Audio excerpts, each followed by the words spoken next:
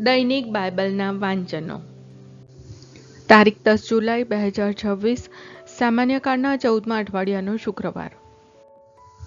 પહેલું વાંચન પૈગંબર હોશિયાના ગ્રંથમાંથી અને શુભ સંદેશનું વાંચન સંત માથથી કૃત ગ્રંથમાંથી. પહેલું વાંચન પૈગંબર હોશિયાના ગ્રંથમાંથી, અધ્યાય 14, કલમ 2-10.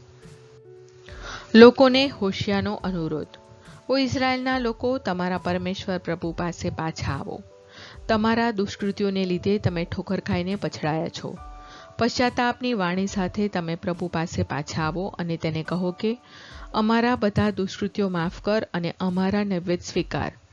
અમારા કંઠની સ્તુતિ એ જ અમારો બલિ છે. અશૂર અમને નહીં બચાવી શકે. હવે કદી અમે યુદ્ધના ઘોડાને ભરોસે નહીં રહીએ. અમે હવે કદી હાથે ઘડેલી મૂર્તિને અમારા દેવ નહીં કહીએ. તું જ અનાથનો નાથ છે. પ્રભુએ આપેલું વરદાન. પ્રભુ કહે છે, હું મારા લોકોની બેવફાઈનો ઈલાજ કરીશ. હું તેમના ઉપર પૂરા દિલથી પ્રેમ કરીશ, કારણ તેમના ઉપરથી મારો રોષ ઉતરી ગયો છે. હું ઇસ્રાયેલને માટે ઝાકળ જેવો થઈ પડીશ.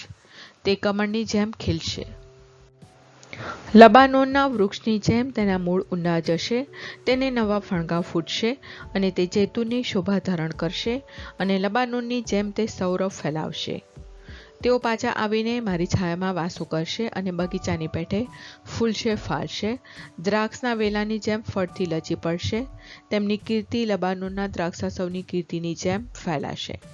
ઓ ઇસ્રાયેલીઓ, મૂર્તિઓ સાથે તમારે શો સંબંધ છે?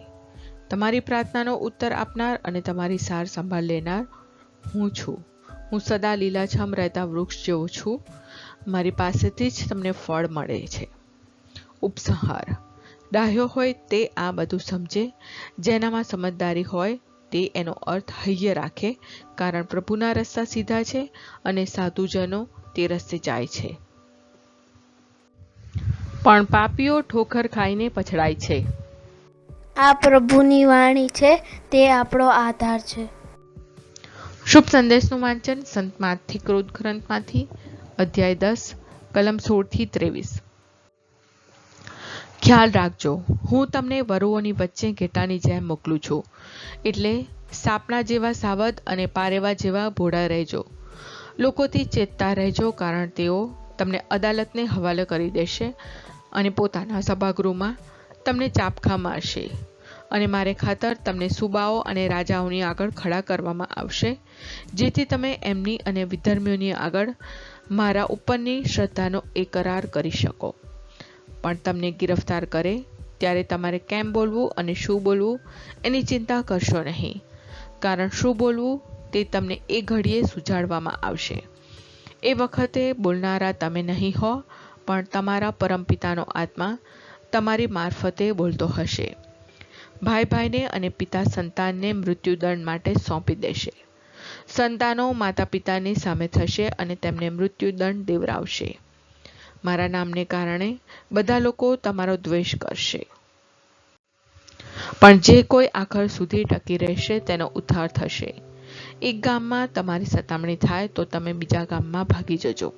હું તમને ખાતરીથી કહું છું કે તમે ઇસ્રાયેલના બધા ગામો ફરી વળો તે પહેલાં તો માનવપુત્રનું આગમન થઈ ચૂક્યું હશે.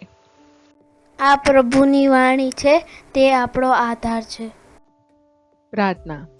ઓ મારા પ્રભુ ઈસુ, હું મારા પાપો માટે પસ્તાવો કરું છું. મારા પાપો માફ કરો. મારા હૃદયમાં આવો. હું તમને મારા પ્રભુ અને તારણહાર બનાવીશ. આમેન. પ્રભુ તમને સુખી રાખો અને તમારી સંભાળ રાખો. પ્રભુની તમારા ઉપર કૃપા દ્રષ્ટિ અને મહેરબાની હો. પ્રભુની તમારા ઉપર પ્રસન્નતા હો અને તે તમને શાંતિ બક્ષો.